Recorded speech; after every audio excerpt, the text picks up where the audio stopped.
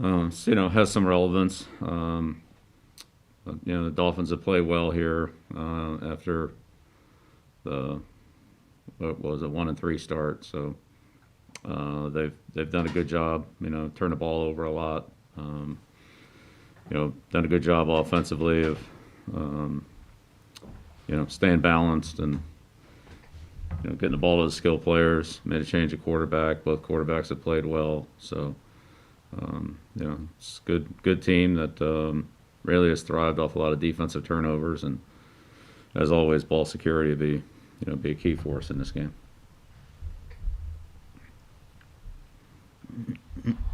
We'll open up with questions. We're going to start with Henry McKenna, followed by Evan Lazar. Morning, Bill. Henry? I wanted to ask you about the two rookie tight ends, Devin Asiasi and Dalton Keene. How do you think they're doing so far this year? I know setbacks with injuries surely sort of impacted that development, but as you look forward to these last few games, what do you kind of hope to see from them, down the stretch? Yeah, well, it's good to have them back out there.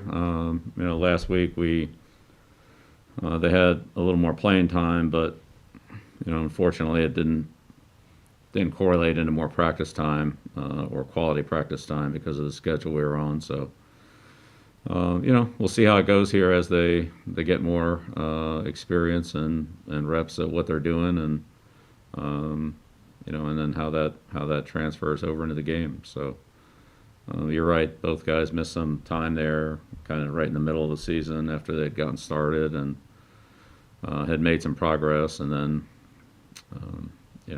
weren't able to continue, and now have resumed full activity. So hopefully we can make progress every day. We'll just have to see how that how it all works out here. If I may follow up, I wondered how impactful those injuries are, or like just a trip to the IR can be for these rookies this year, just because the off season was so short. So now it's like you break up the middle of their regular season, which is already you're consolidating it. So I don't know, what do you see there in terms of how that influences rookie development? Well, I mean, in their case, I don't think it really. I don't know how much of an impact it had. They wouldn't, they weren't able to practice. They weren't able to, to participate. So they could rehab from the injury reserve as well as they could rehab not from the injury reserve, and it helped the team get a healthy and contributing player onto the roster. So it's really not a hard decision to make. Would they have gotten any more out of being on the roster? I mean, not much, because they weren't. They were still in the meetings, but they weren't able to do any productive work on the practice field. So it's not really much anybody could do about it. I mean, I think we made the most of what we had, but yeah, not ideal. Hey, like everybody out there all the time, but unfortunately, that's not really realistic in the National Football League. And it looks like Evan Lazar lowered his hand, so we'll go to Doug Kyde, followed by Tom Curran. Bill, I'm curious to see what you've seen in Lynn Bowden so far, how much you guys looked at him before the draft, and how the Dolphins have been using him so far. Right. Well, he was used, just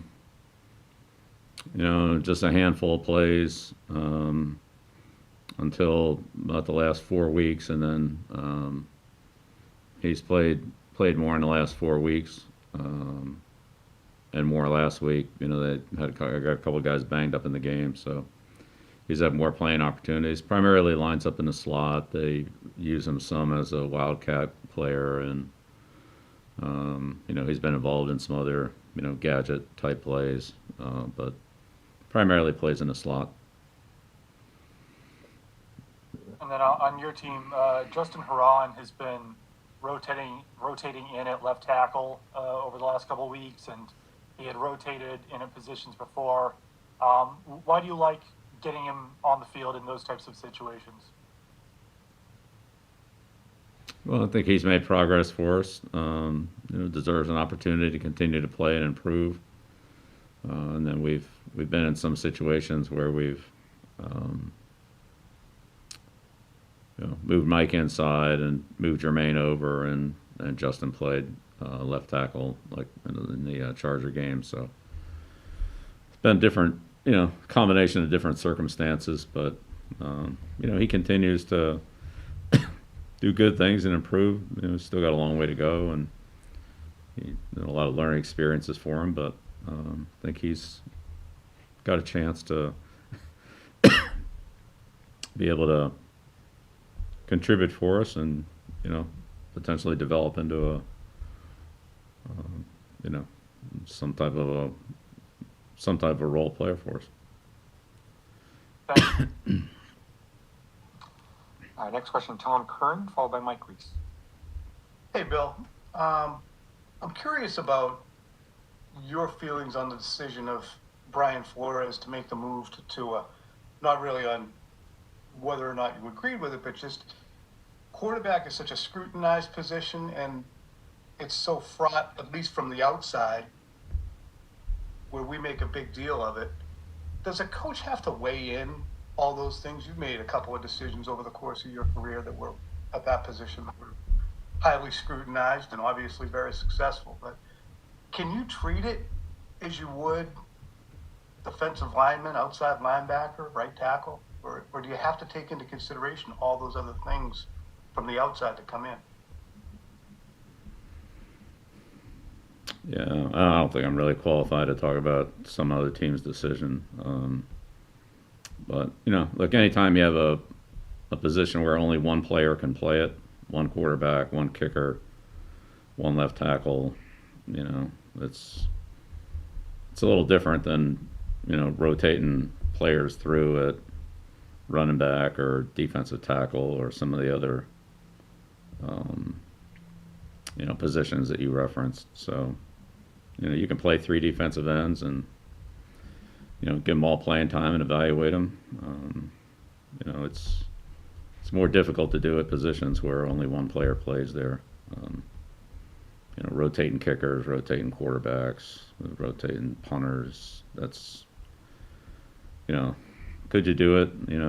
Yeah, that brings in some other problems. You'd have to evaluate, how you wanted to, what the benefits were and weren't, and make a decision on that. So each situation's different. I don't think there's any necessarily a handbook on how I would do it or how anybody else has done it. You try to do what's best for the team based on all the things you know at that time when you make the decision.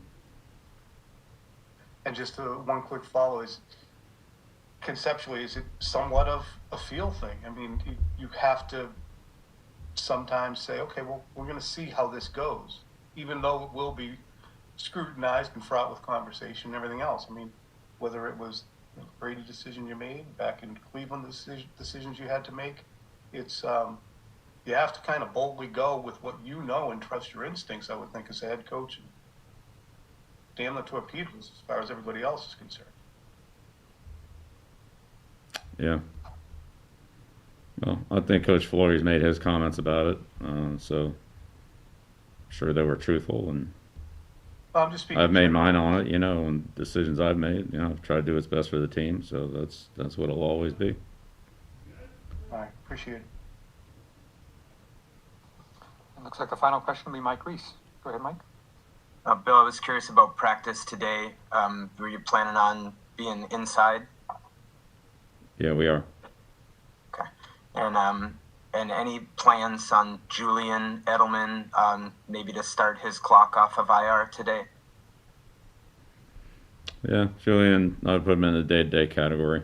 So when he's ready, we'll start him. If he's not ready, then he'll keep working, and we'll wait until he's ready. And Mike Gesicki, I was looking at players in the NFL whose catches have resulted in first downs, and he's among the league leaders. What have you seen from Gesicki, the Dolphins tight end, in terms of how he's become a pretty significant factor in what they do?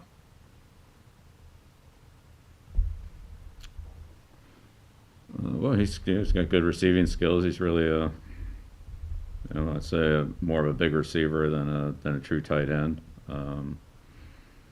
But he functions a little bit in that spot. But he's got good quickness, obviously good length, good hands, and instinctive receiver that knows how to get open. Can make good catches in tight coverage with his length and his hands.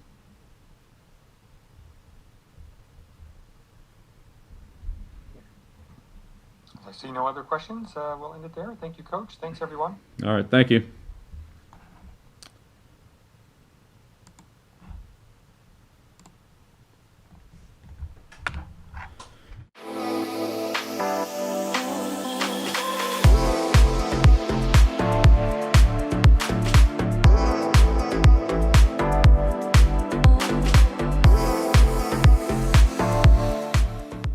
Order ahead on the Dunkin' app to get running on game day.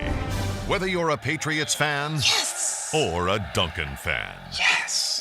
DD Perks members get a $1 medium hot or iced coffee when you order from the app on Patriots game day. In New England, we are resilient. It takes hard work to earn respect. Sometimes it takes decades. And it always takes someone being on your side. For over 60 years, this team has transformed itself into a championship organization. For over 160 years, our team has demonstrated a similar mentality. There are no days off. Our front lines are fortified by people who sacrifice individuality for the team. Our shelves are also stocked with the best quality products and ingredients. Our team members know their roles. We're proud to do our jobs. Shaw's, the official supermarket of the 6-time champion New England Patriots. My Caleb sofa and love seat. With Bob's discount, you get both pieces for just $7.99. $7.99? Are you joking? Do I look like I'm joking? Yes. You look like you're joking. I'm serious. Cool. Get Bob's discount!